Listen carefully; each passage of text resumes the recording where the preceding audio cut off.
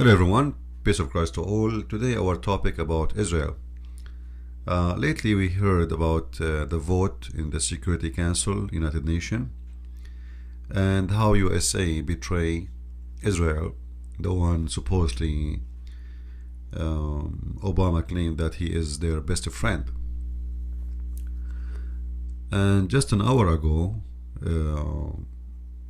John Kerry he made a conference, and the conference was really more horrible than the betrayed Obama did a few days ago when he refused to use the veto against the decision regarding Israel. I decided to call this video "How to Save Israel from the Jews." Now, for sure, people they might see the address kind of weird, but actually this is what this speech this guy he just did is about. He's trying to tell the Jews that you people of Israel, you are stupid and you are a bunch of kids, and we are going to spank you and teach you what is best for you. See, so he gave them a lecture about what is right and what is wrong for their own country, which I find very far from any kind of politics and intelligence, and it makes things more horrible. I mean, if he keep his mouth shut, it's a lot better. But this guy, same as his President Obama, each time they talk, they do poo-poo. So he start giving a lecture about one state and two state, and the best solution is two state and not one state, etc. Now, you see what we think is right. It doesn't mean this is what is right for them, because each one of us he see the world from his own point of view, based on who he is, his location, his citizenship, his nationality, his religion. There's many reasons for us to take decisions. This is not about shopping. If you find something you don't like, you just go and take it, return it back. This is about decisions you make for a nation. And then this idiot, he come on TV and he is giving the Jews a lecture about how to be a good Jew, how to be a good Israeli. And in his lecture is trying to prove that if you are an Israeli right now, you are being stupid. And for sure the problem is those Jews, they are building more settlement in the area of Jerusalem, etc. Now, not long time ago, United Nations, they made a vote saying that Israel have no rights in Jerusalem. And USA did nothing about that to stop it. Obviously, there's a plan, there's a big plan working against Israel. Now, all of us, we know that this is garbage. You see, I am a Middle Eastern, and supposedly I'm an Arab.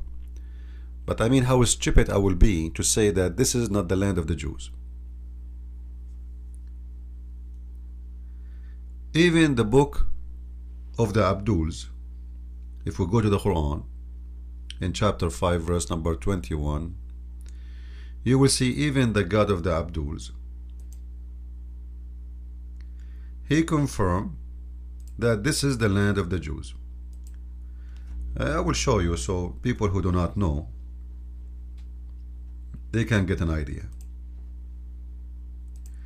So me as an Arab, at least as they call me, alright,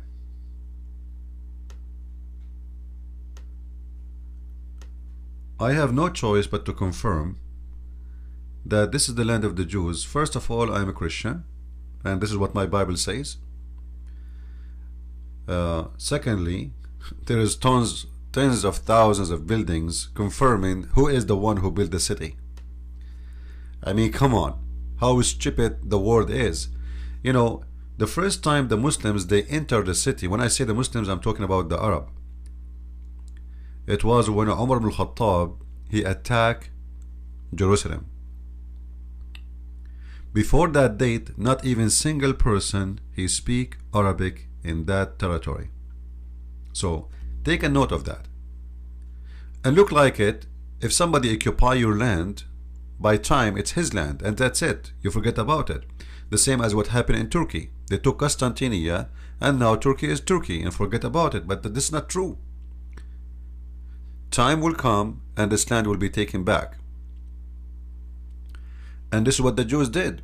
Even the book of Dracula, for those who do not know who is Dracula, it is Draco Allah, for he is God who loveth blood. In the Quran it says, "O my people," supposedly the one is talking is Moses, "enter the holy land which Allah has assigned into you." So even the book of Dracula, the Quran, confirm that this is the land of the Jews, as you see in the front of your eyes. And this is the Muslim translation. I have nothing to do with it. And you will see that the Jews here, Allah is ordering them supposedly to go and kill the Palestinians. For sure the Quran never mentioned Palestinians, because Quran is not a book of you know, the Quran is like little yellow pages, you know, a title from here, title from there, a phone number from here, phone number from there, and it's not organized at all. At least for you know, yellow pages is very well organized, but this book is messed up. So what Allah says in the Quran, that this is a land is assigned to the Jews, and Allah is ordering Musa to order his people to go and kill whoever live there, regardless if they are Palestinian or not, and take the land. Then the Jews, they refuse to go on war, and they refuse to go and kill those people who live in that land. They said, "O Moses, in this land are people who are exceeding in strength. Now we are not going to attack them. They are very harsh and we don't want to go in war with them." So Allah got upset, saying to them, which one you should fear more, the punishment of Allah or fighting a man? If Allah is saying to you, go and fight, go in war and kill them, you kill them. Still they refused to do the assault. Alright? And actually Allah here is telling them the plan, how to do it. And he is giving them the victory. He says, "I will give you victory, don't worry." The Jews still refused. They said to him, "You know what? Go and fight with your Allah." And this is, remember, this is the story according to the Quran, not according to the Jews. Alright? And then the Jews, they continue to refuse to attack the Palestinians or whoever lived there. So Allah, he punished them, and he made them lose their way for 40 years. And all of this just because the Jews refused to slaughter every Palestinian. And this is in the Quran, my friend. You believe it? This is in the Quran, the book of Dracula. And then you will see a Abdul or a Muslim or a stupid or a liberal or whatever saying to you that this is not the land of the Jews, when every stone in Israel speak Hebrew. Every book of history speak about the Jews. And yet those people, they say to you, this is not the land of Israel. And to make it more ugly, because liberals, they are taking over Europe from long time ago. So those liberals, they are anti anything right. It doesn't matter really what, I'm not going to say anti-Jews or no, they are anti anything right. They do everything wrong. It doesn't matter. This is why they call them, actually, when they were called left, that was for a reason, because when you should go right, they go left.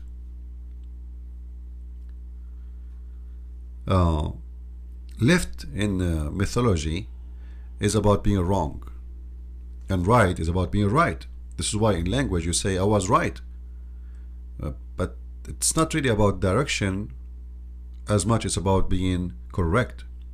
But yet you use the word right. I was right. So those people, they are trying to force Israel more and more and more into their own desire, and their own desire simply is to destroy this country. You know, if you look at this country here, for those who do not know much about the Middle East, this is a very tiny, very small country. If we try to zoom out in this map, you will see Israel is not even a dot in an ocean.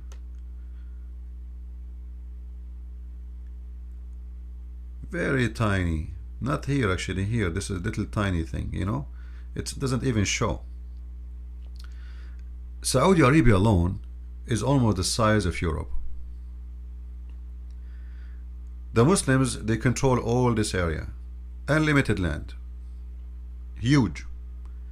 99% of it is empty, with no population whatsoever. And I want you to take note of that.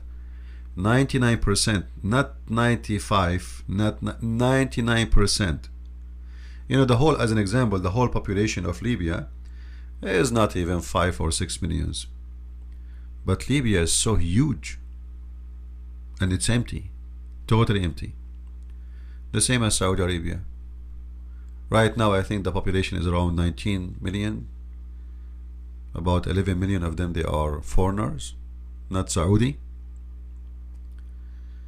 And the Muslim land extend all the way Pakistan, Afghanistan, Turkey right now, and I hope one day we will have it back, and all the way to Morocco, to you know, all over, like, you know, you name it.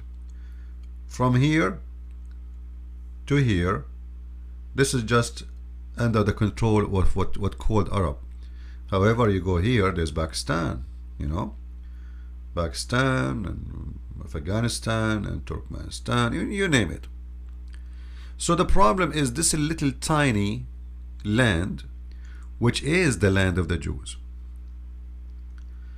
Now, why this land is really important to the Muslims? It's not really important, to be honest with you. What is important is that Muslims, they want to eat everything. Muslims, they present a kind of disease who like to take anything in its way. Eat the flesh, eat the bones. Like when the body is dead, there's a lot of worms come from everywhere, and they start eating the body until nothing is left, and then that is gone, disappear. So the Muslims, their madness is how we can have a Jewish state. It's not about the land, really.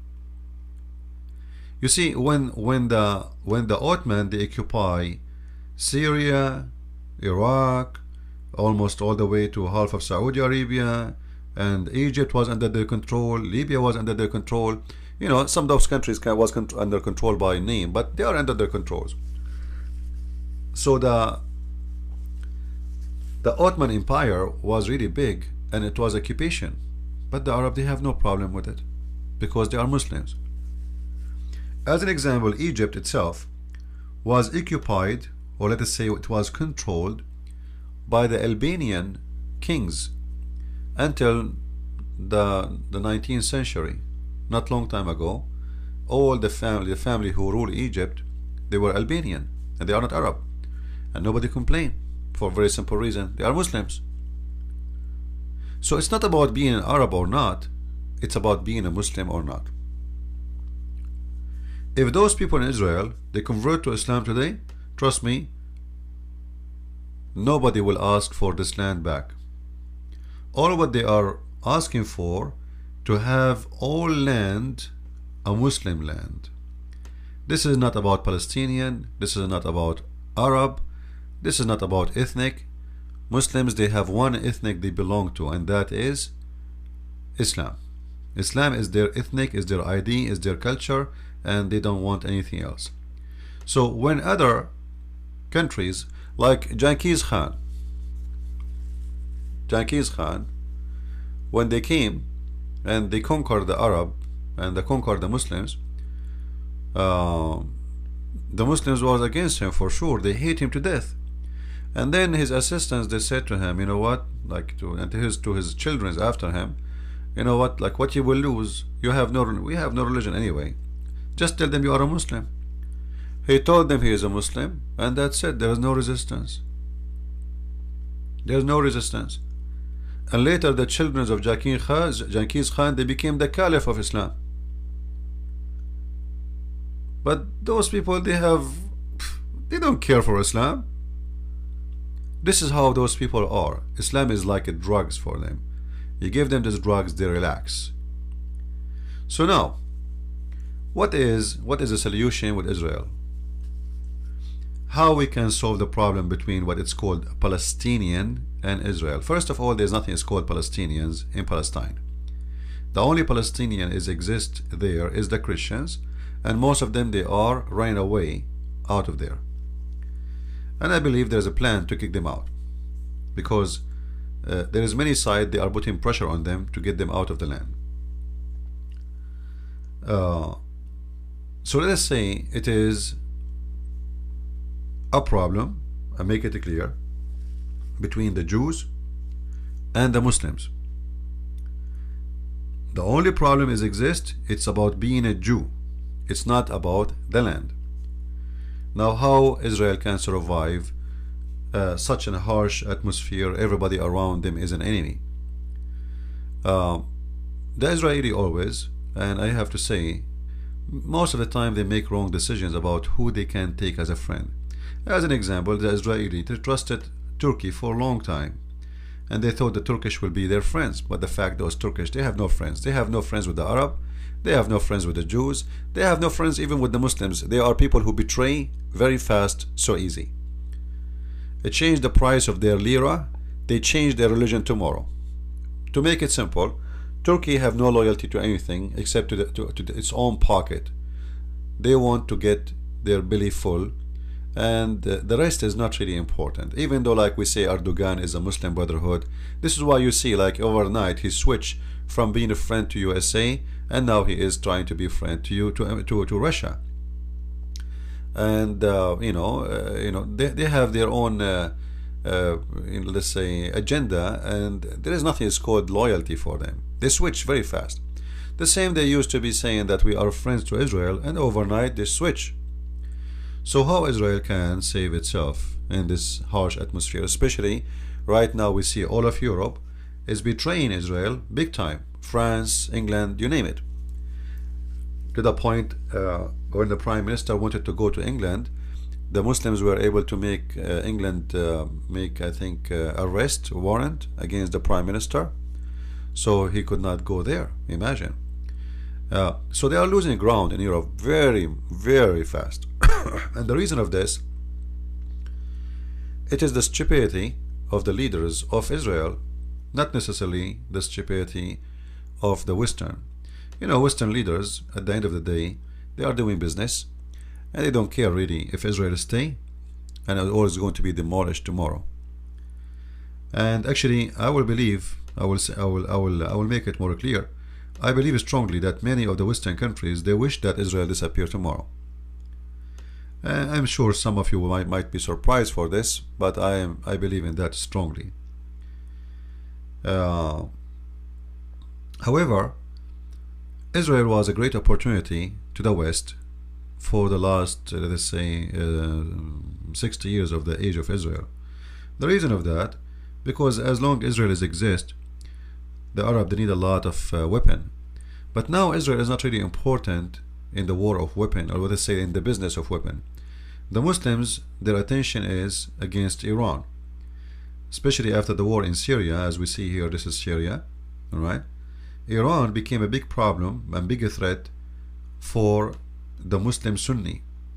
So the tension now is not really against Israel.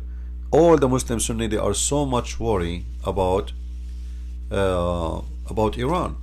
So the market of weapon is not really important when it's come to Israel, because as I said before, the Arab and the neighbors of Israel, they have to buy weapon from the Western so they can fight Israel. But now nobody want to fight Israel no more, because they put that in the last of their, they have no choice. They are so terrified because of Iran. And Iran is getting stronger and stronger, especially after the American invasion to Iraq. because now Iran is not Iran only, it became Iran and Iraq, and now they are expanding in Syria. And all of this because Obama, he allowed the war to happen in Syria, and even he sponsored those terrorists in Syria. So the Syrian president, he have no choice except to bring his relatives. When I say relatives, that means people who they are close to his religion. He is a Alawi, they are Shia, so they are almost the same. So he have no choice except to bring Hezbollah and Iran to sponsor him in this war. And now, because Israel is not important to keep the market of weapon in good shape, because it's already going crazy because of Iran, this is why Israel is ignored by the Western countries, because the Western now, they do not need Israel to ignite their business in the weapon business. As I said before, those Arab, they want to fight Israel, they want to buy weapon to fight Israel, but now they want to buy weapons so they can get ready for Iran. So Israel is not really important no more to keep it as target practice for the Arab. I'm not sure if you get my point. I apologize, by the way, my voice is not good and I'm really suffering from a very bad cold. However, I'm not going to do what Allah, he told the Muslim to do, to drink camel urine. I don't think that is healthy at all. So what we can do here, what we can see here, that the West and many of them, they don't really care much about Israel no more, and Israel is losing friends more and more, especially the Jews. And this is very stupid of most of the Jews in America. They always vote for Democrat, and guys, I never saw someone he hate Israel as much as the Democrat, and I'm serious about that. Always when you have a Republican, he sponsors the Jews a lot more, but yet the Jews, they vote in Israel. I'm talking about in America, not in Israel, because in Israel they don't have the right to vote here anyway. But in America, the Jews always vote for Democrat. And this is a warning today. What happened today is a warning for the Jews, that stop being stupid and stop voting for the one who hate you most. The liberals are the Democrat, and liberals, they have different agenda. You see, Republican, they are Christian motivated people, generally speaking.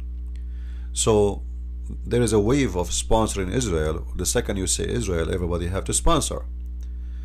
And the reason is so clear. The Christian, they sponsor Israel. The liberals, they don't care for Christianity, and they don't care for the Bible, and they don't care for prophecy, and they don't care for all of these things. For them, this is all have nothing to do with their existence. You know, they are trying to fight that. Actually, they are trying to silence the Bible, try to silence the Christians, try to silence anyone who speak of the good God. As simple as that. This is why they promote gays and lesbian and etc. So Israel is not really important no more for the Democrat and for liberals to make money and to make business. And Israel became more and more a heavy duty on them. Now, in the last election, Obama, he signed a deal with Israel. He gave them the biggest assistance in history, an arm assistance. I forgot how much, I think $30 billion, which is a historical number. But Obama did not give them this money for nothing. He wanted the Jews to vote and to sponsor Hillary Clinton. And because now they lost, so Obama, he have nothing to lose. That's it. He's saying bye-bye. So he's trying to hurt Israel as much as he can before he leave. Now in 25 days from now, or 22 days from now, sorry, 23, Trump, he will be the president, and things for sure will change. However, there is one thing will not change that easy, that Israel is losing their friends. And the Israeli, if they want really to survive, they have to change the way they practice their business. In the last few years, Israel did many mistakes. As an example, Israel is losing every single ground all over. Like they start sponsoring Azerbaijan. And Azerbaijan, if we go to Armenia, right? Here we go. This is Azerbaijan. Azerbaijan is in war with Armenia. Now we know Azerbaijan is a Muslim country. And just a few weeks ago, the Israelis signed an agreement with the government of Azerbaijan to give them the Doom Rock, which means if somebody shoot at them or missile them, they can take it down before it arrives to them. And for sure that will make every neighbor angry, especially the Armenian.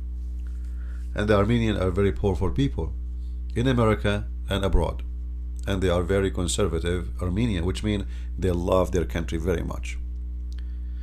Not only they are Christians, they are, let us say, they are so strict to their race and their nationality. And the Armenians get angry. There's many countries around who they are really they support Armenia. Remember, those over here, this area, this Christian area here is all Orthodox. And the Orthodox, what they see in Israel, they see that an enemy helping an enemy, because when you help my enemy, you become an enemy too. And here I ask the question to the Israeli. I mean, what the benefit of this? What do you expect from Azerbaijan? I mean, like, what the benefit? Do you think the Muslims one day they will be your friends? So why they are putting their nose there and losing their friends one by one, putting pressure on themselves to gain a Muslim country friendship, which will never happen, because we know the Quran says, take not Christians and Jews as a friends and protectors. And the Muslims always will follow the Quran. It doesn't matter what you do and how honey you are. So this is one of the stupid behavior of Netanyahu. And there's tons of examples. Like Israel start investing in weapon or even in business in Africa. But the investment in country have nothing to do with Israel, and they cannot help Israel in any way, in any mean. Like they go deep in Africa, you know, like Tanzania, Kenya, you name it. Like, you know, countries they don't mean anything to Israel, and they will not help Israel in any mean. But they could not invest good relationship with European countries, with countries who they are, let us say, very effective in the ground.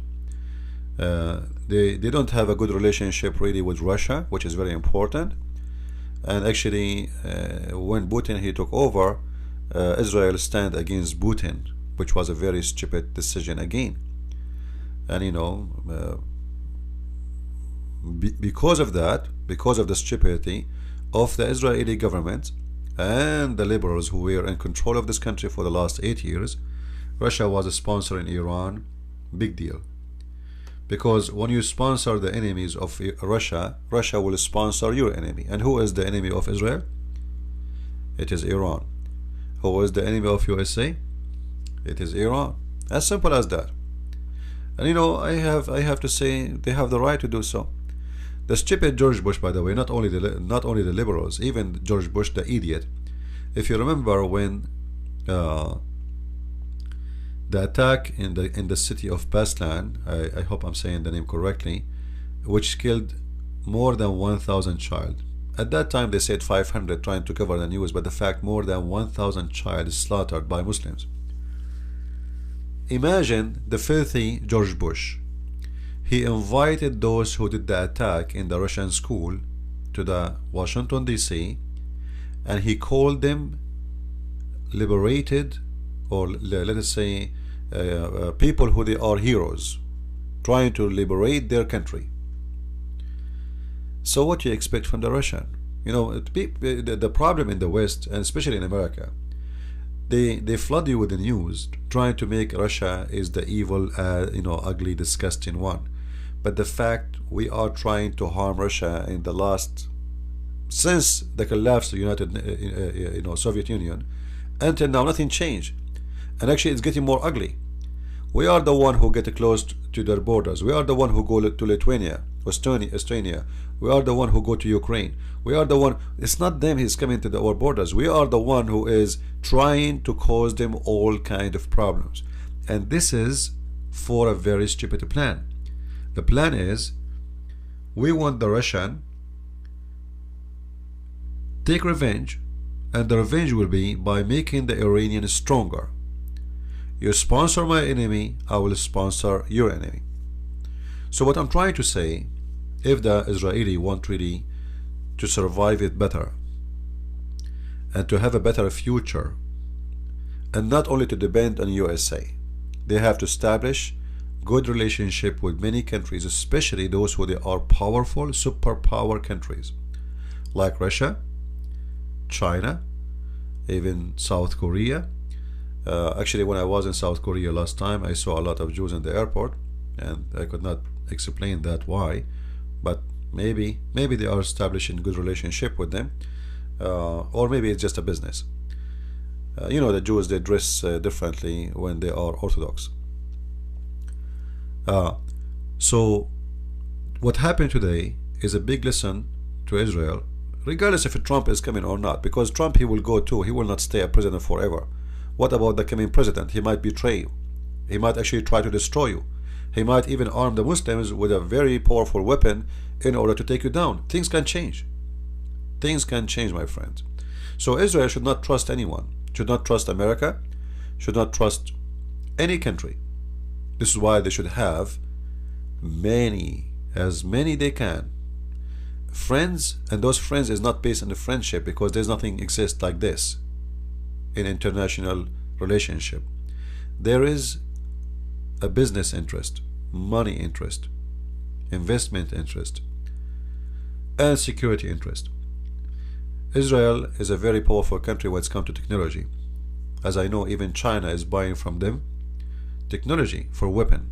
So Israel is not really a country to ignore too, and they should use that to establish good relationship with the superpowers. So when there is a veto next time, not only America will vote against it, China will, and Russia will.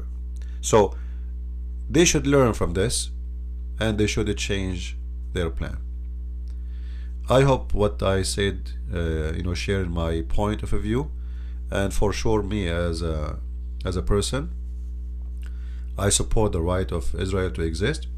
And actually, if the Israeli one day obey America or any other country that they give Jerusalem back to the Muslims, I believe that is the most stupid, disgusting mistake the Jews they will do in their life, and they will never have this city again.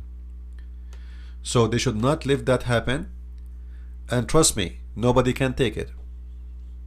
All the countries around them, they are very weak, destroyed, economy, military, you name it. The only thing they have is a big land and population. The rest is nothing. The Syrian army, this country need 100 years from now to be rebuilt again. Saudi Arabia is facing bankruptcy, and the people until now, most of them, they do not know how to read, how to write.